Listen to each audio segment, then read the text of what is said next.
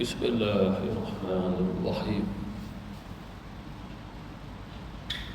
Alhamdulillahirabbil alamin wassalatu wassalamu ala nabiyyina wa habibina Muhammadin wa ala alihi wa sahbihi ajma'in. Ashhadu an la ilaha illallah wahdahu la syarika lah wa ashhadu anna Muhammadan 'abduhu wa rasuluhu wa huwa habibuhu wa safiyyuhu khaliluhu. Amma ba'du. Assalamu alaikum warahmatullahi ta'ala wabarakatuh. Ketahuilah apabila kita memerhatikan ilmu-ilmu Islam, maka kita akan mendapati bahawasanya ilmu-ilmu Islam itu membawa kita kepada ibadah kepada Allah Subhanahu Wa Taala. Maknanya kunci pada setiap ilmu yang datang pada Islam adalah ibadah kepada Allah Subhanahu Wa Taala. Seperti mana contoh kita mempelajari kitab Allah Subhanahu Wa Taala daripada kita usia kecil lagi. Hanya saja pada peringkat pengajian pendidikan kita pada waktu kita kecil. Kembali balik siapa yang membawa dan mendidik kita pembelajarannya itu. Pada zaman yang terdahulu, ialah zaman para ulama-ulama terdahulu disebut sebagai zaman para salafus salih. Mereka juga mengajar anak mereka. Zaman itu pun adanya madrasah di Kufah, di Baghdad, di Mekah, di Madinah, dan beberapa lagi tempat yang dikatakan pusatnya ilmu Islam pada ketika itu, khususnya ilmu tentang kitab Allah Al-Quran Al-Karim. Akan tetapi perbezaannya pada pengajian para salafus salih yang terdahulu dengan pengajian kita hari ini adalah pengajian kita ada kalanya akan masuk pada urufiyah, tradisi pengajian. Maksud tradisi pengajian di sini seperti mana mempelajari kitab Allah Subhanahu Wa Taala Al-Quran yang bermula daripada surah Al-Fatihah kemudian dibawa ke surah-surah lain. Seperti mana dalam muqaddam kita mendapati bahawasanya mula-mula sekali dalam surah lazim surah An-Nas, lepas tu naik Al-Falaq, naik Al-Ikhlas, kemudian tabbat yada idza ja qul ya, kemudian inna a'tainaka al-kautsar, naik sampailah ke amma yatasaalun. Dan pengajian ini pengajian urfiah, tradisi alam Melayu kita. Sehinggalah kita selesai, kita melanjutkan pengajian membaca kitab Allah Subhanahu Wa Taala sampailah naik Quran. Maka kita dibimbing surah Al-Fatihah, surah Baqarah, Ali Imran, An-Nisa, Al-Maidah, seterusnya sampai pula An-Nas. Lalu ditambah pula dengan pengajian agar kita baca Quran lebih baik. Tahsinul Quran namanya, pembelajaran tajwid yang mana dikaitkan tahsin Al-Quran, belajar untuk kita belajar baca Quran dengan lebih baik lagi. Mungkin pada ketika itu kita sempat talaqi, ada yang guru mendengar bacaan kita seperti mana budak-budak datang pergi mengaji ataupun sekolah kafah gini pun setiap murid mesti mengaji depan guru dia, ustazah dia, ustaz dia. Itu sehingga kata selesai. Hanya saja pengajian seterusnya itu urufiyahnya tak diteruskan. Maknanya tradisi itu tidak diteruskan. Maksud tradisi ini adalah apa yang kita pelajari, apa yang kita baca, dia tidak bermula dan berakhir di situ. Tetapi apa yang kita belajar, baca, sehingga kita menghafalnya, walaupun surah Al-Fatihah mempunyai 1001 khasiat yang boleh kita amalkan sampai kita mati. Kitab Allah Subhanahu Wa Taala ada 114 surah, lebih 6,000 ayat. Dan mustahil kita menguasai seluruh maknanya, maksudnya, tafsirannya, takwilannya dan segala-galanya. Akan tetapi jangan kita pernah meninggalkan khasiat, fadilat daripada apa yang pernah kita baca itu, yang bermula daripada Bismillahirrahmanirrahim. Dia mempunyai khasiatnya. Begitu juga daripada surah Al-Fatihah, seolah-olah bermula kita mempelajari Bismillahirrahmanirrahim tentang khasiatnya surah Al-Fatihah, tentang khasiatnya, maka kita tak perlukan yang lain dah. Apabila kita mengetahui khasiatnya itu, kita tak memerlukannya. Seperti mana contoh kita sakit, macam-macam ubat kita dah makan, akhirnya kita temui satu ubat yang sesuai dengan sakit kita. Kita tak cari dah ubat yang lain. Kawal pada logik akal manusia itu, kita tak cari ubat yang lain kerana ubat yang lebih sesuai. Lalu apabila kita dah mula mengamalkannya, maka kita akan mendapat khasiatnya itu, sehingga kita akan terus amal, bahkan mungkin puluhan tahun. Amalannya apa? Bismillahirrahmanirrahim, surah Al-Fatihah. Kadang-kadang dibukanya kelas pengajian tentang macam-macam kelas lah. Lalu dia perintah hafal itu, hafal ini, hafal itu, hafal ini. Macam-macam kita hafal. Lalu satu hari kita diuji sakit, kita dah hafal macam-macam. Kawan kata, bacalah apa yang kau telah hafal. Berpuluh-puluh ayat kita dah hafal. Lalu kita cuba Tok Guru, agaknya Tok Guru nak baca surah apa, ayat apa. Last sekali dia baca Fatihah je kat kita. Fatihah saja. Lepas tu dia baca Bismillahirrahmanirrahim. Lepas tu dia suruh kita minum air. Aku dah belajar bertahun-tahun itu ini. Bila sakit Tok Guru baca Bismillah, surat Al-Fatihah. Tu aja. Bagaknya kerana dia telah mengamalkan puluhan tahun itu, cukup memadai begitu. Sebab kita ni bukan penyakit orang yang mana hatinya hitam, tak faham Islam. Bukan sakit kepala dia pun. Lalu seperti mana saya nak bagi contoh di sini dua je, Bismillahirrahmanirrahim dan surah Al-Fatihah.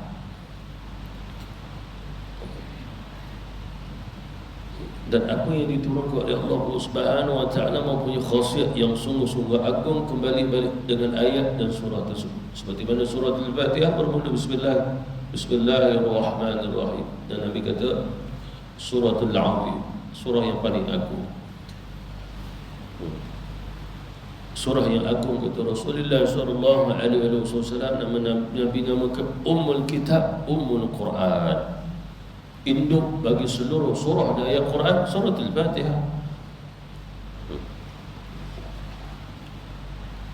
Antaranya bacaan Bismillahirrahmanirrahim. Mengikut ulama-ulama kita bahawasanya Bismillahirrahmanirrahim itu permulaan apa yang dibaca oleh Allah atas sifatnya Al-Quddus. Bagi kita taqdis. Apa maksud taqdis? Menyucikan Allah Subhanahu wa taala daripada sifat-sifat baru, sifat makhluk. Lalu kita membaca bismillah dengan nama Allah. Mengapa kita menafikan ada Tuhan selain pada Allah, yang kita tak melalui dia. Itu yang kita baca Bismillahirrahmanirrahim. Disebabkan agama lain, dia akan menyebut melalui nama datuk nenek dia, melalui nama dewa-dewa dia, berhala dia. Seperti mana orang musyrikin dulu, mereka akan memulai dengan nama berhala-berhala yang disebut oleh nenek moyang mereka, Lata, Uzza, Manat, Hubbal. Bila datang Islam, Allah Subhanahu wa taala berkata Bismillahirrahmanirrahim untuk membezakan mereka. Sebab di lidah mereka tidak pernah memulai dengan Bismillah, dan mereka pun tak kenal Ar-Rahman Ar-Rahim. Mereka tak kenal, tak pernah dengar, tak pernah kenal.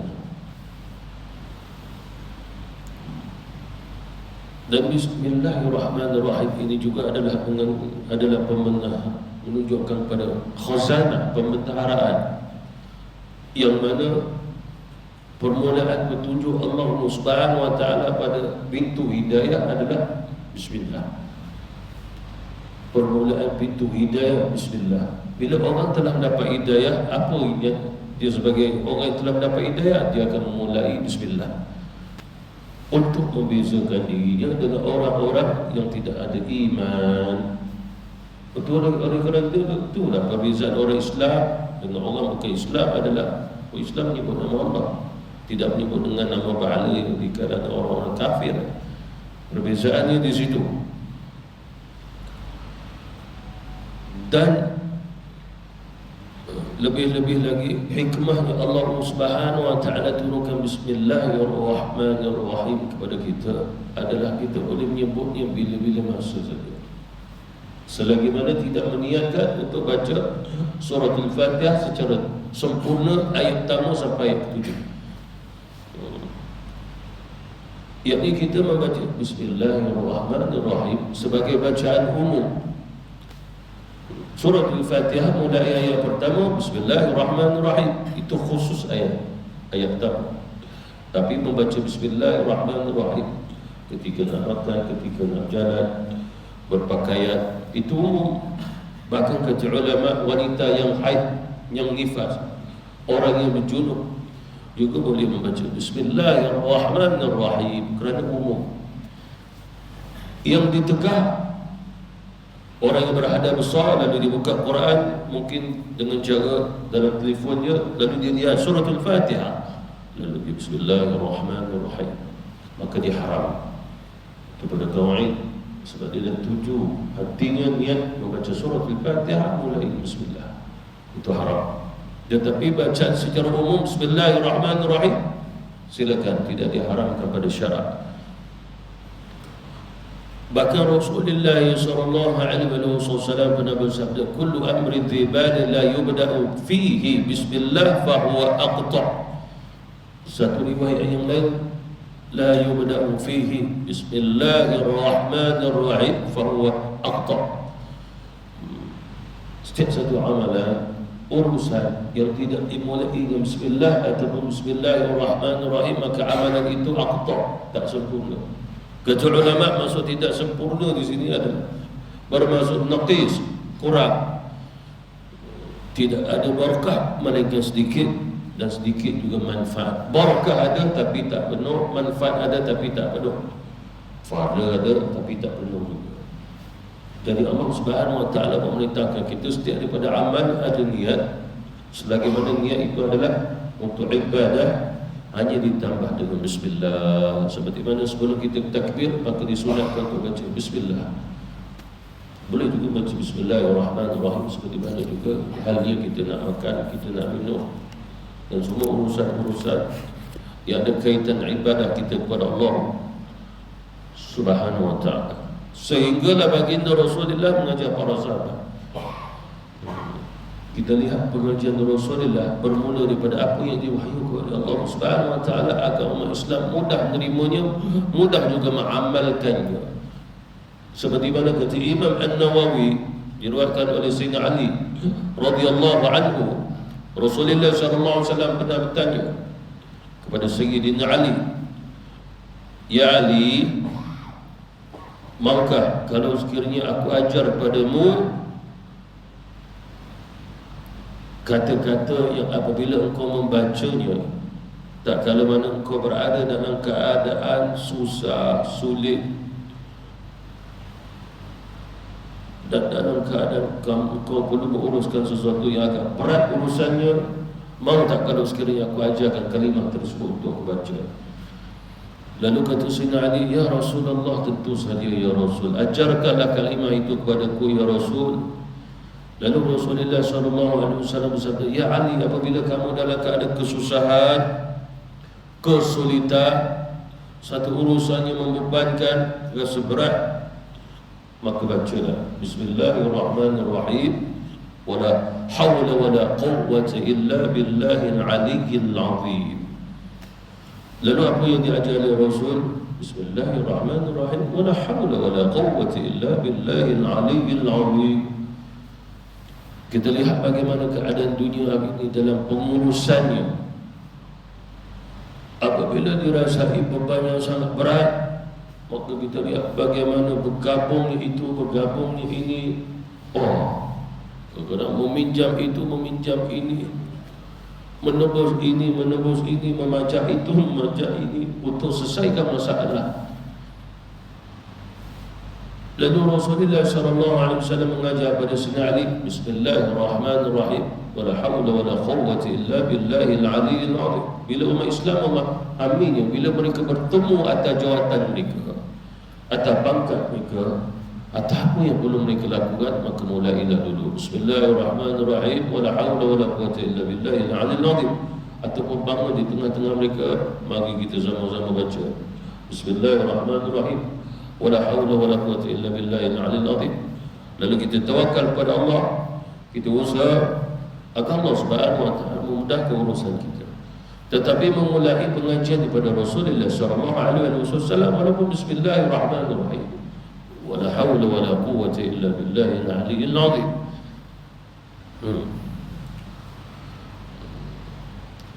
Dan diriwayatkan dalam beberapa kitab, khususnya dalam beberapa kitab hadis, apabila seseorang tu masuk ke dalam rumah, pastinya syaitan nak ikut dia, sebab syaitan ikut dia daripada di luar rumah. Bismillah. Syaitan akan ikut masuk ke dalam rumahnya. Akan tetapi sekiranya orang yang masuk ke dalam rumah lalu membaca Bismillahirrahmanirrahim, lalu syaitan yang mengikut tadi pun mengatakan, tidak ada tempat dah bagiku dalam rumah ni, sebab dia adalah membaca Bismillahirrahmanirrahim, maka dia keluar, tak berada dalam rumah tersebut. Lalu dalam riwayat itu juga menyebut, apabila saja kalau sekiranya syaitan itu betul-betul dalam rumah, dia akan berkeliaran dalam rumah.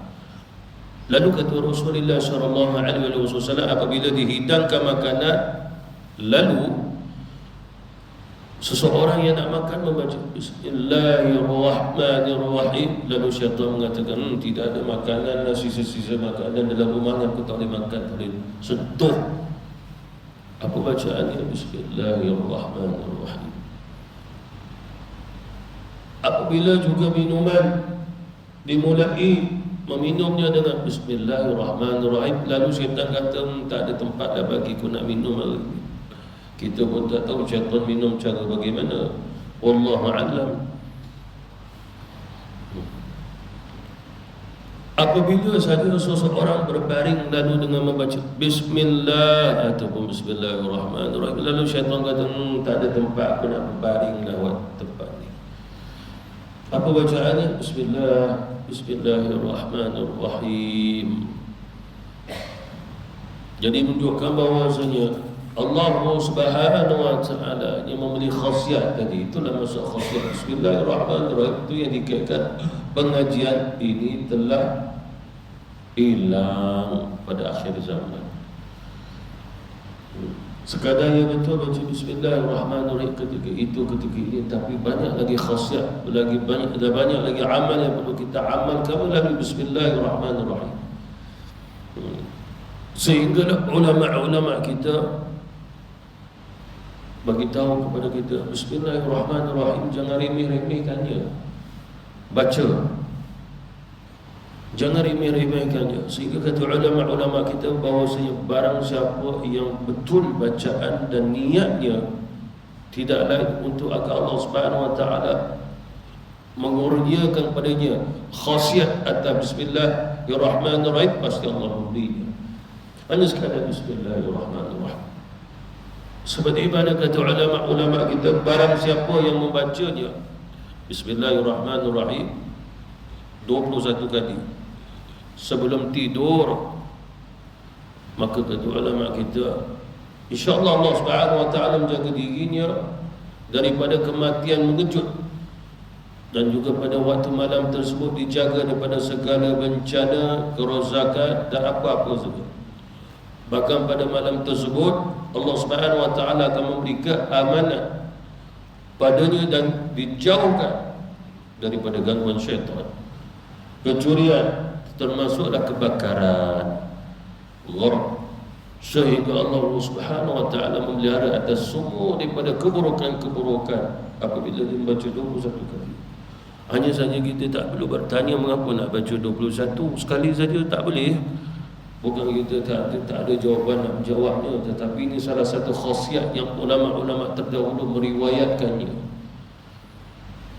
Seperti mana juga Rasulullah mengajar kita bacalah subhanallah, subhanallah lepas solat 10 kali, alhamdulillah 10 kali, Allahu akbar 10 kali. Riwayat yang lain 33, 34. Lalu kita tak pernah bertanya kenapa perlu 10, 33, tak boleh baca 2-3 kali. Bagi kita yang belajar, sepatutnya tak perlu tanya, amal dulu. Kaedahnya begitu. Sebab apa kebiasaan orang nak tanya ni macam dia tak puas hati sangat diulang banyak tu, tak boleh sikit-sikit je. Biasa orang begini memang belakang sombong, selalu dia begitu.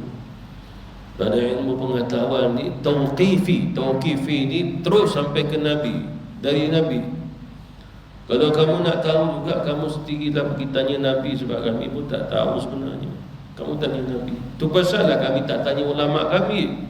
Ulama kami pun tak pernah tanya ulama dulu. Mengapa dengan jumlah itu?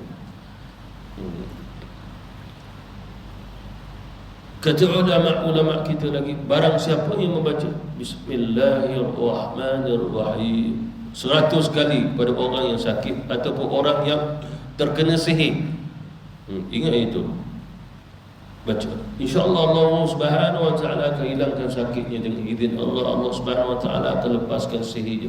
100 kali baca. Orang yang kena sihir kadang-kadang nak baca sekali pun susah. Cik, baca bismillah, dia kena sihir kan. Cik, baca bismillah tak boleh, dia geling tu. Lepas tu kita pun tunjuk gambar. Cik, ni gambar siapa? Ni Zian Azin. Boleh pula. Bismillah tak boleh, Zian Azin tu sebut. Pakcik memang biar je lah kena sihir pakcik. Biar Zian Azin yang sembuhkan pakcik rasanya ni. Lalu kata ulama-ulama kita, barang siapa yang baca 113 kali pada setiap hari Jumaat, insya-Allah Allah Subhanahu Wa Taala akan memberi apa saja yang dia nak. Jangan kita lihat sekadar baca Bismillahirrahmanirrahim, kita lihat dalam Bismillah ada apa, kalimah apa. Allah Ar-Rahman Ar-Rahim. Takkan Allah Subhanahu Wa Taala sendiri nak mengkecil-kecilkan namanya. Itu lafzul jalalah, nama pada zat Allah. Itu yang kata ulama, baca dengan penuh keyakinan, baca dengan niat yang ikhlas, agungkan kalimah itu walaupun sekadar sebutan di lidah. Sebagian lagi kata ulama-ulama kita, barang siapa yang membacanya 313 kali sambil membaca selawat atas Nabi SAW 100 kali, Allah Subhanahu Wa Taala tambah rezeki tadi. Atas niat, ulama kata pun niat kamu semua ditambah oleh Allah. Kamu nak tambah rezeki, kamu niat, ya Allah, aku mohon kepadamu dengan niat aku baca 313 kali, dan aku selawat 100 kali atas Nabi pun, kau tambah dah rezekiku. Nak tambah isteri, baca juga yang sama, nanti Allah tambah. Itu pun kalau dia nak gitu. Buatnya Allah bagi, dia pula tak mau. Macam mana tak mau kalau umur 85? 28K lah. Betul Haji? Haji ni angkuk je. Lalu kata ulama-ulama kita lagi, barang siapa yang membaca 787 kali, insya-Allah secara umum apa saja hajatnya Allah akan penuhi. Pasti akan bertanya, hanya sekadar Bismillahirrahmanirrahim. Ya, kamu kenapa masih ragu-ragu lagi? Ya, kamu tak boleh meragui Bismillahirrahmanirrahim. Cuma kamu meragui hati kamu sendiri. Kamu hilangkan keraguan dari hati, masukkan keyakinan. Sebab Allah Subhanahu Wa Taala berfirman, wallahu ala kulli syai'in qadir. Allah berkuasa atas segala-galanya. Fa'alul lima yurid. Dia akan buat apa saja. Melalui Iqra bismi rabbikal ladzi khalaq. Syaratnya kamu baca nama aku. Fad'ullah, seru nama Allah. Walillah il asmaul husna fad'uhu biha.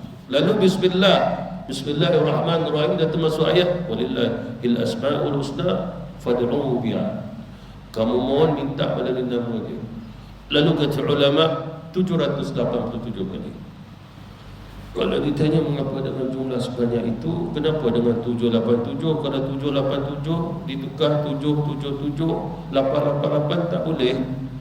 Bukan kita kata tak boleh, tapi itu diriwayatkan oleh ulama kita daripada dulu lagi. Ulama kita tak menguranginya, tidak merokok tambah, maka kita pun menjaga amanah tersebut. Seperti mana contoh, ayah kita dulu amanahkan kita, dia ada tinggalkan wasiat, tapi kita ambil, kita tak kurangkan, kita tak tambah. Atau apa yang diwasiatkan, dia selesai. Lalu ilmu ini adalah amanah daripada ulama-ulama yang terdahulu, sehingga jumlahnya kita tidak kurangi, kita juga tidak tokok tambah. Lalu kalau ditanya mengapa nak kena baca jumlah itu, kalau sekiranya kamu tidak mahu dengan jumlah ini, kami tidak pernah melarang kamu untuk baca dengan jumlah yang kamu nak baca. Okey, baiklah, saya akan baca dengan jumlah saya nak. Lepas tu dia baca. Awak baca berapa kali? 15 kali. Saya nak tanya kepada kamu, mengapa kamu baca 15 kali? Kami baca 787, kamu bertanya, kami tak boleh nak jawab. Ulama kami menyarankan baca begitu. Nak tanya kamu, kamu baca 15 kali, siapa yang sarankan kepada kamu? Saya sendiri nak baca. Makna sama lah juga, tak ada jawapan. Lainlah kalau kamu mengatakan, saya mempunyai satu riwayat Rasulullah kata baca 15 kali, kami akan mengakui riwayat kamu. Tapi kamu sendiri pun tak ada jawapan, kamu yang nak baca 15. Lalu begitu juga tidak salah ulama kata bacalah 787 tadi. Sebahagian lagi kata ulama-ulama kita, barang siapa yang membaca 2500 kali sesudah daripada solat subuh, maka tidak lain, Allah Subhanahu wa taala akan membuka ilmu pengetahuan baginya. Baca saja, barang siapa yang mampu. Bismillahirrahmanirrahim, baca dengan tajwid, baca dengan syaddah. Jangan baca nak laju-laju. Bismillahirrahmanirrahim, Bismillahirrahmanirrahim, dia takkan dapat. Syaddahnya Bismillahirrahmanirrahim, 3 syaddah. Bismillahirrahmanirrahim. Lalu walaupun baca laju, kembali dengan syaddahnya. Bismillahirrahmanirrahim, Bismillahirrahmanirrahim. Jangan sekadar Bismillahirrahmanirrahim, Bismillahirrahmanirrahim. Tak ada syaddah. Tak ada syaddah, bukan Bismillah dibacanya. Begitu juga kita baca suratul Fatihah laju-laju. Alhamdulillahi Rabbil Alamin. Alhamdulillah, syaddah. Alhamdulillahi Rabbil Alamin. Rabbil, situ ada syaddah. Bila laju-laju nak cepat habis, Alhamdulillah Rabbil Alamin, Alhamdulillah Rabbil Alamin, dia belum baca suratul Fatihah lagi. Kalau baca dalam solat, tak sah solat dia. Jadi tenang-tenang saja. Allah Subhanahu wa taala tak perintah kita untuk dalam keadaan al-ijlah, tergesa-gesa. Bahkan Allah Subhanahu wa taala memberi kesempatan bagi kita untuk beramal sehari semalam 24 jam. Bismillah.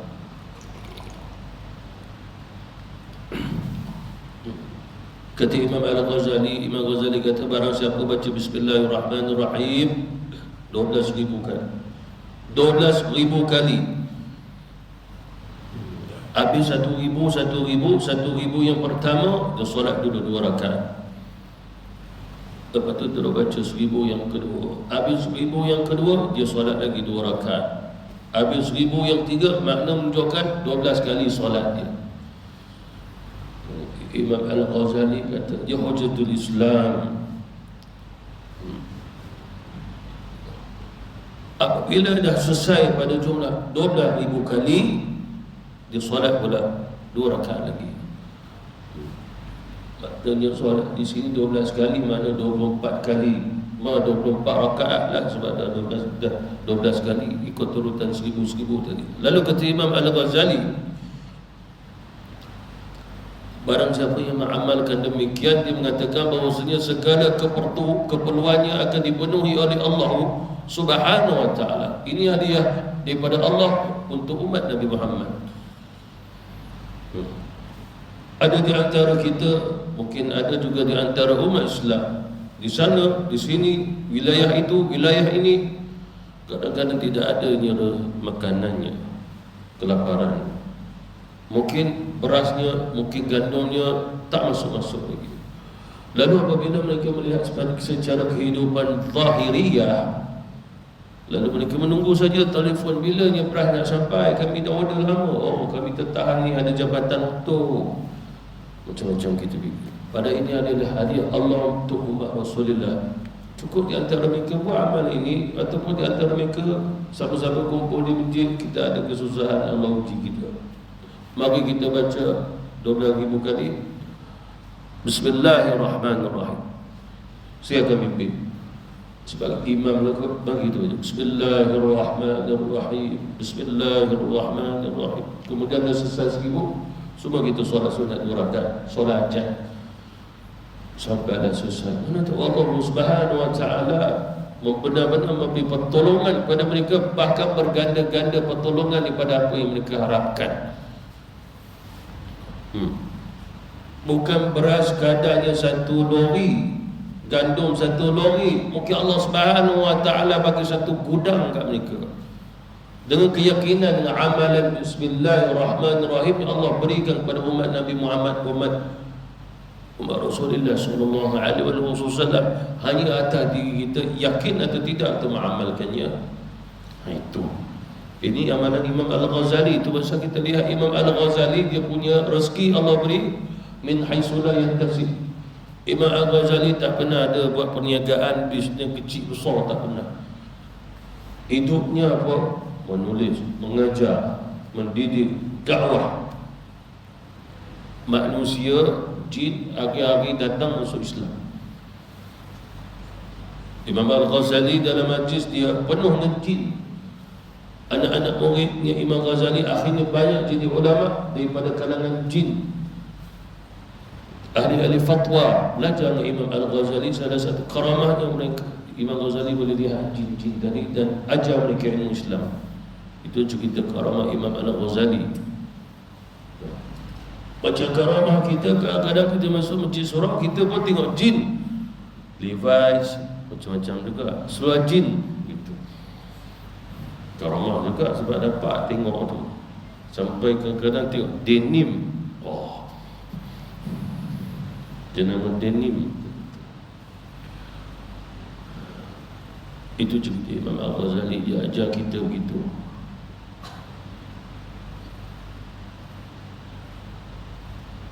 Ada seseorang yang pernah tanya ulama-ulama terdahulu. Ulama yang dia tanya adalah ulama ahli kasyaf, ulama ahli ma'rifah, orang yang mempunyai ilmu yang sangat dalam begitu.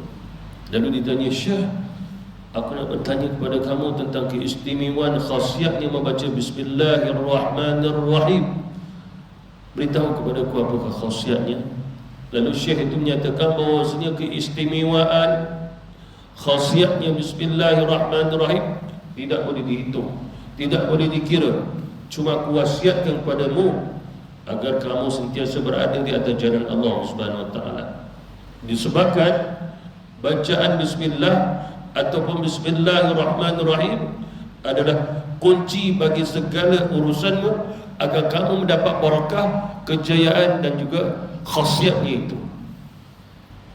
Mana semua amal-amal Islam kita, duduk bangun kita, mempunyai barakahnya, mempunyai fadilahnya, keistimewaannya, kerana semua tidak sia-sia selagi mana ada hubungan dengan Allah Subhanahu wa taala. Lalu kelengkap, tetapi yang melengkapkannya adalah Bismillahirrahmanirrahim, sebab dia berkaitan dengan apa yang kita mulai, bermula nama Allah dulu, agar kita mengakui yang kita mulai atas hidayah, taufik, ni'ayah yang Allah beri kepada kita. Seperti mana contoh zikrullah itu adalah karamah. Dalam kitab Al-Hikam, Imam Ibn Athaillah kata, salah satu karamah yang Allah beri kepada kita adalah kita boleh berzikrullah. Itu karamah.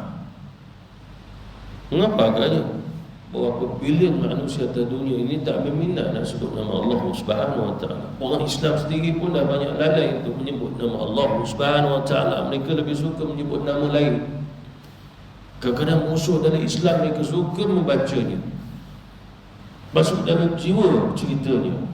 Cerita yang tidak ada daripada akidah untuk diri menjadi orang yang lebih baik dari ibadah, tak berminat untuk membaca dan mempelajarinya. Suka bacaan-bacaan yang lain yang melalaikan. Lalu lebih baik yang mengamalkan Bismillahirrahmanirrahim. Lalu bacalah Bismillah ini dalam setiap urusan-urusan, duduk, bangun, berjalan, diri, tidur, wudu, solat, dan setiap daripada apa yang kamu nak baca, setiap daripada apa yang kamu nak lihat, Bismillah. Apa saja yang kamu nak dengar, Bismillah. Pernah saya satu hari dengan Habib Ali Al-Hamid, seorang pendakwah terkenal. Orang datang nak ambil gambar dia. Dia kata Bismillah. Tekak. Mulai Bismillah. Boleh ke takak gambar bunyi baca Bismillah? Soalannya, takak gambar tu haram ke tidak? Tak haram. Kalau tak haram tu bolehlah Bismillah. Yang tak boleh tu yang haram aja. Orang nak pergi mabuk-mabuk, geng, jangan lupa minum Bismillah dulu. Itu.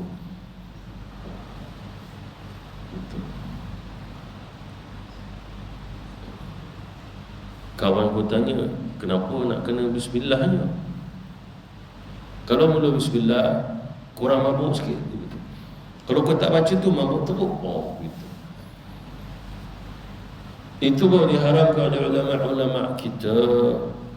Seperti mana orang nak pergi mencuri, agaknya mula tak Bismillah, mat jangan lupa Bismillah, berkat kita curi ni. Bismillah lah. Tak, orang tu mungkin tahu juga dah tu. Oh, kata salah satu, kalau kau nak berjaya mencuri, jangan baca Bismillah. Kau baca Bismillah 2-3 minit, boleh datang takak kau.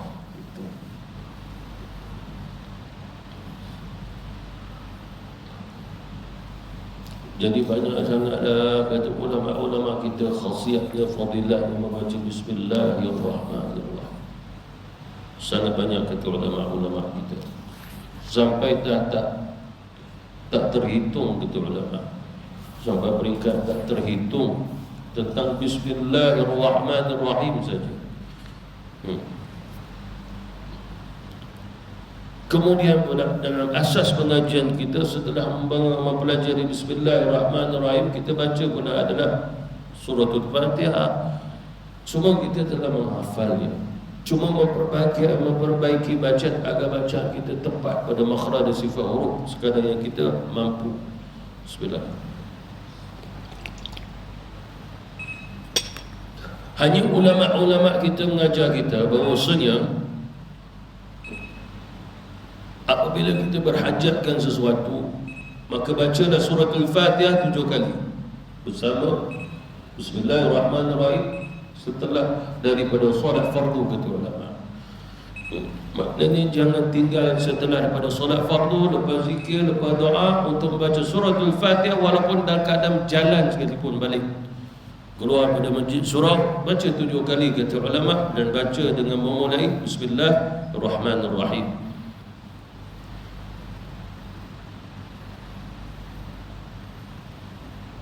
Selain daripada itu kata ulama, barang siapa yang mempunyai hajat yang sangat besar, hajat besar, hajat besar ni benda besar dia lah. Kita nak cerita lah hajat yang besar. Mungkin kita pun ada hajat yang besar. Lalu kata ulama, bacalah dengan jumlah yang para rasul ahli badar yang sama jumlah 313. Kata ulama, surah Al-Fatihah. Mungkin dia tak baca sekaligus waktu tu, maka dia bahagikan waktu ni berapa puluh, waktu ni bagi berapa puluh. Selesai sehari semalam 313. Lepas tu wasilah kepada Allah dengan apa yang dibaca, agar Allah Subhanahu Wa Taala menyelesaikan masalah besarnya atau hajat besarnya. Ini hadiah Rasul, hadiah Allah kepada umat Rasulullah dengan amalan itu saja. Amalan itu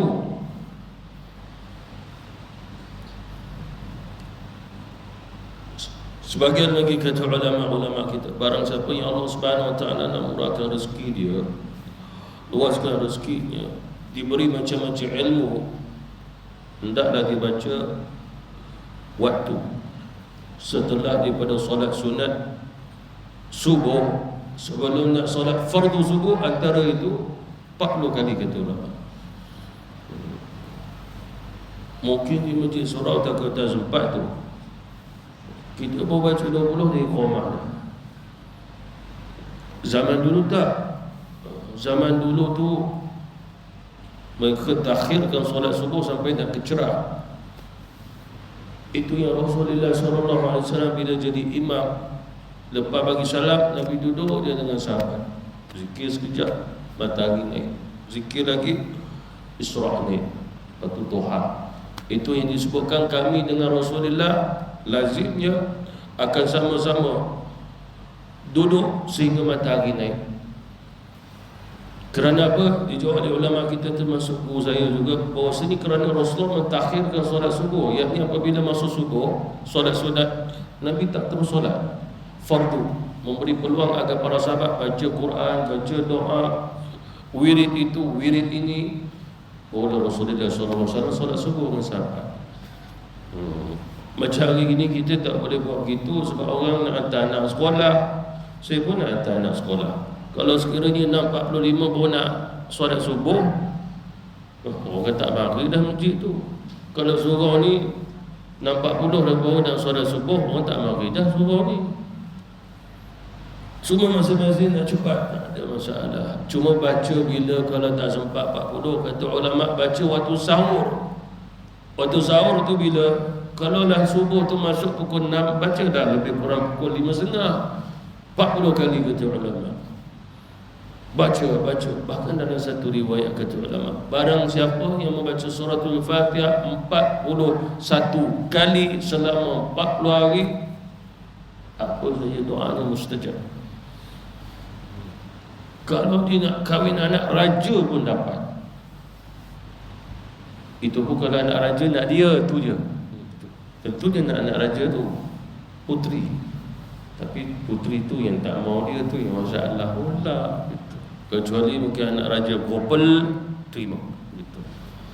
Lalu apa maksud di sini? Kata ulama, kamu janganlah berhajat, iaitu kamu hajat faham agama, murah rezeki, diluaskan ilmu, Allah Subhanahu wa ta'ala pasti memberinya. Seperti mana ulama-ulama kita yang terdahulu menjadikan bahawasanya suratul Fatihah ini paling kurang 100 kali sehari semalam.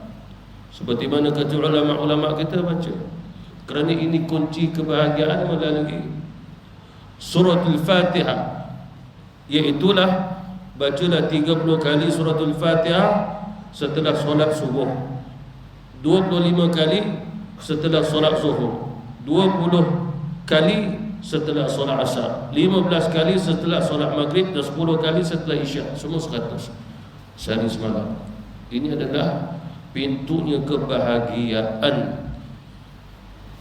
Allah Subhanahu wa ta'ala akan lindungi kita. Kita tidak akan kefakiran, kebuluran. Pasti ada hutang piutang kita dapat lunaskannya. Allah Subhanahu wa ta'ala mudahkan buat kita.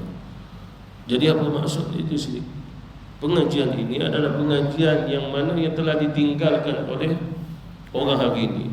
Lalu kita perlu memulainya dengan amal mana yang kita mampu untuk mengamalkannya, walaupun dengan Bismillahirrahmanirrahim dan juga surah Al-Fatihah. Ini warisan kita sebenarnya yang ada pada tok nenek moyang kita dulu. Zaman-zaman dulu-dulu ni di pondok, mana-mana madrasah ada amalan. Ada. Bahkan apa yang saya pelajari, yang saya sebut ni pun daripada amalan guru-guru saya di Mekah pun. Bahkan banyak lagi. Ini yang saya sebut ni yang mana rasa-rasa saya pun boleh amal dan tuan-tuan pun boleh amal. Dengan jumlah tadi, kita tak dapat nak amal banyak-banyak, kita amal yang sikit-sikit daripada kita tak dapat amal langsung. Asalkan di lidah kita mulai Bismillahirrahmanirrahim, agar Allah Subhanahu wa ta'ala sentiasa berada dalam diri kita, rasainya begitu. Wallahu ta'ala wabillahi taufiq wal hidayah. Wassalamualaikum warahmatullahi taala wabarakatuh.